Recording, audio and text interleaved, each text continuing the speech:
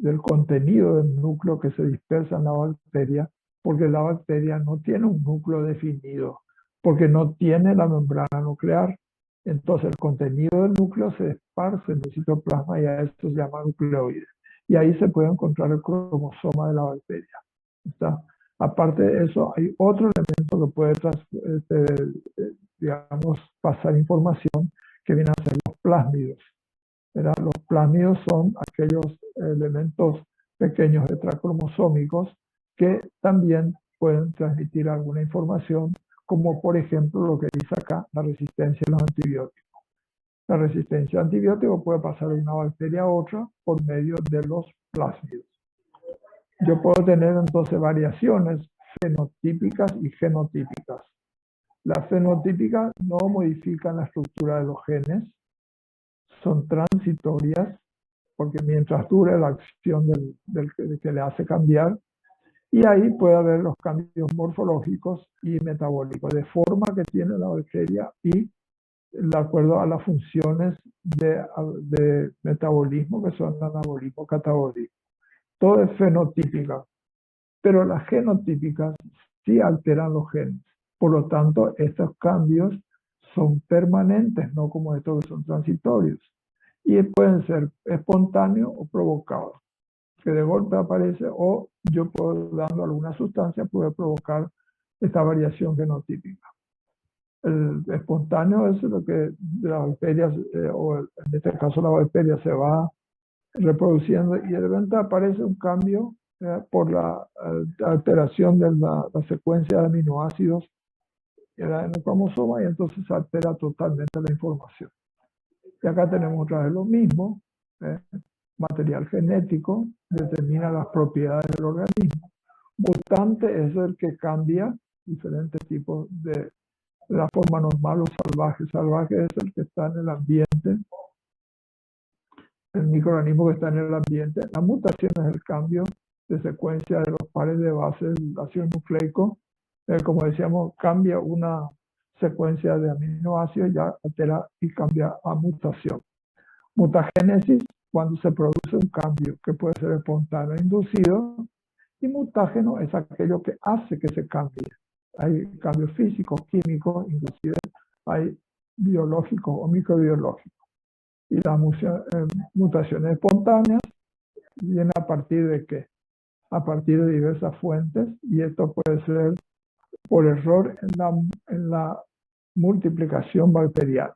Se va cambiando, va mutando, va reproduciéndose y en un momento dado, por tanta cantidad de veces que cambia, se puede producir un error en la secuencia de aminoácidos y entonces altera totalmente las inducidas por las sustancias con las que están en contacto. Puede ser por sustancias químicas o por algún efecto mecánico de reparación que tiene la bacteria. Y entonces hay mutaciones espontáneas e inducidas.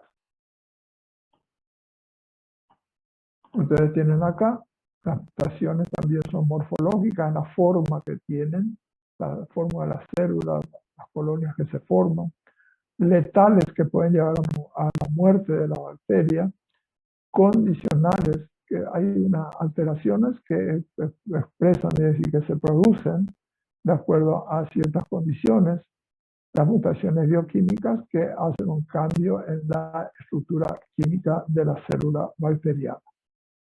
Entonces tenemos los mutágenos químicos, gas mostaza, peróxidos orgánicos y cloruro de manganeso. Mutágenos físicos, radiaciones del tipo de rayos X, emisiones radioactivas, alfa, beta o gamma, y las ondas ultravioleta. Y las causas biológicas por microorganismos que pueden informar una parte del ADN, otra hacer una transferencia. Por lo tanto, es importante recordar que la transferencia o pasaje de información a otra bacteria se produce por transformación, transducción y conjugación, y yo tengo que saber bien cómo se producen los tres métodos. Transformación es lo primero, entonces yo tengo la transformación. Una bacteria, que es la receptora, recibe un pedazo de cromosoma de una bacteria que se rompió, que se lisó. Y entonces viene y se incorpora al a la otra bacteria en su ADN y entonces, fíjense, se incorpora y ya se transformó en otra bacteria. Se llama transformación o adopción también a este sistema. ¿Eh? Entonces, ¿cómo es? Por fragmentos digamos, de ADN, ¿verdad? De cromosomas que vienen de otra célula bacteriana que se lisó. Yo puedo tener también otro sistema que es lo que se llama transducción. Se hace por medio de bacteriófagos. Los bacteriófagos son estos, que son virus que parasitan a bacterias. Entonces viene, se adhiere acá, inyecta esto rojo que está acá, que es un ADN, introduce acá y se incorpora, después de haber hecho un eclipse, se incorpora al ADN, perdón, al cromosoma de la bacteria que recibió y se transforma entonces en otra porque recibe información, ¿verdad? Que es como decíamos acá, la transferencia de ADN. Entonces esto ocurre en este sitio y se hace por medio de estos bacteriófagos. Esta es una microfotografía electrónica de un bacteriófago y este es el gráfico para demostrar que tiene una cabeza, un cuello, un collar, tiene el ADN ahí en la parte de la cabeza y tiene esto que es como un resorte para poder inyectar la sustancia y estas son unas espículas o fibras que hacen de que se fije bien a la superficie de la bacteria, este bacteriófago, y de esa manera puede inyectar el ADN que pasa por acá adentro y se introduce en la bacteria.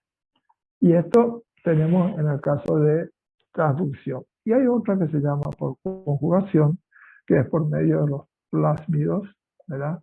Los plásmidos son factores extracromosómicos. Acá yo tengo, esto es un cromosoma y esto es un plásmido, el factor extracromosómico que también le da una información general. ¿Y para qué puede servir? Para diseminar el factor de patogenicidad. También para informar de resistencia. Una bacteria puede recibir un plásmido y ese plásmido le dice a la bacteria a partir de ahora vos sos resistente a tales antibióticos.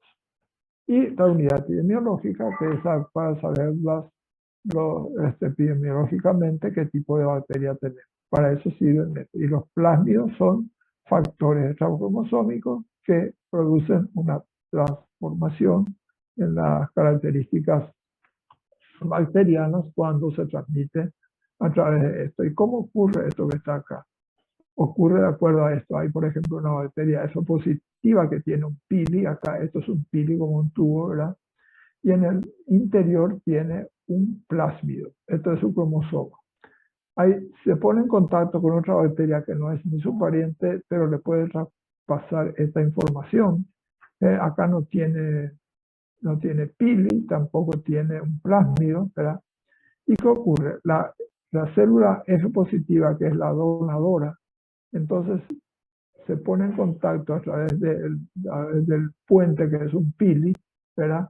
Y después multiplica su plásmido y entonces eso va a introducirse a través de ese pili, va a pasar a la otra bacteria y va a quedar al final lo que teníamos en principio, esta bacteria con un cromosoma, con su plásmido, y esta que tenía su cromosoma, pero no tenía plásmido, recibió el plásmido y ahora tiene esta bacteria acá, tiene la misma información de resistencia contra las bacterias como esta de acá arriba. Esta tenía una resistencia, era resistente a ciertos antibióticos y ahora este que nunca estuvo en contacto con el antibiótico puede volverse resistente. ¿Por qué? Porque recibió la información por un plásmido. Este es el sistema que se produce entonces para que tengamos información que se pasa a través de los plásmidos. Esto es lo que ya mostramos, el ciclo del fago. El fago es el bacteriófago que se adhiere a la superficie, inyecta su ADN o ARN, se produce un eclipse que puede dar la impresión que desaparece porque va incorporándose al ADN, al cromosoma de la bacteria que le recibió, y madura y se multiplica. Nosotros podemos tener esto que quiero que lean. A ver. para qué sirve entonces esto de bacteriófagos y demás. A ver, si pueden leer, por favor.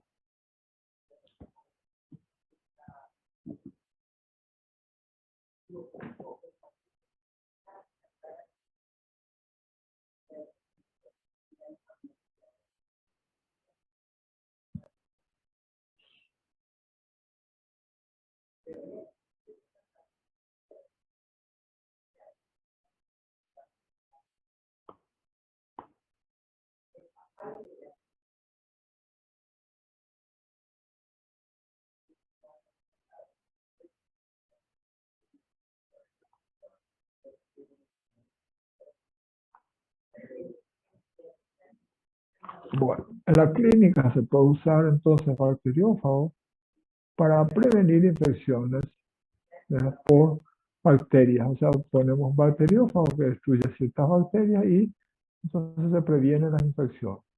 También en la terapia con bacteriófagos puede ser beneficiosa, ¿verdad?, frente a la terapia antibiótica tradicional y requiere una dosis única.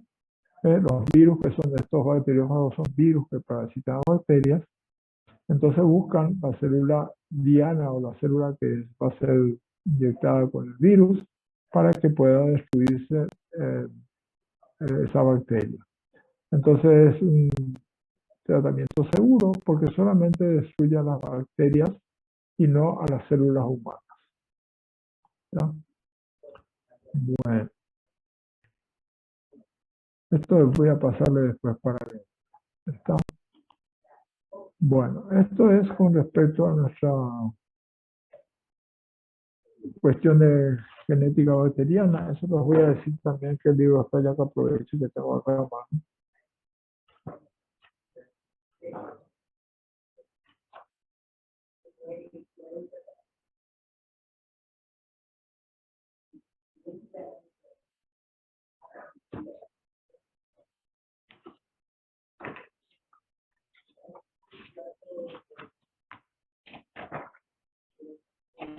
Bueno, esta parte pueden encontrar en en Canese, página 137, donde habla de reproducción y genética bacteriana. Habla de genotipos, fenotipos, todo eso. Página 138, 139, 100, y termina en 140. ¿Ya? Ya vimos que, ya les dije que en 140 está metabolismo bacteriano, 41, 42, 43. Después tenemos 44, 45 está bacteriófago y termina en la mitad de la página 46. Está 146.